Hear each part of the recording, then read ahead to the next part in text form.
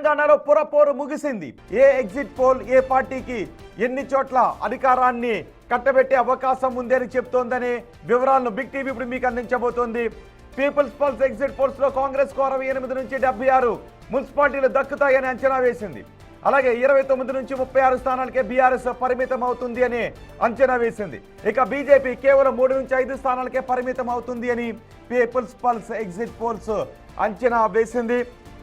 ఇప్పుడు ఈ మున్సిపాలిటీలు కార్పొరేషన్లో ఏ పార్టీ ఎన్ని స్థానాలను దక్కించుకోబోతోందని ఎవరికి వారు అంచనాల్లో ఉన్నారు. కొద్దిసేపటి క్రితమే తెలంగాణలో 116 మున్సిపాలిటీల్లోనూ 7 కార్పొరేషన్లోనూ ఎన్నికలు ముగిశాయి. మొత్తం 2996 వార్డులు కార్పొరేషన్ డివిజన్లకు కలిపి ఎన్నికలు జరిగాయి. ఇందులో 14 స్థానాల్లో ఏకగ్రీవం అయిపోయాయి.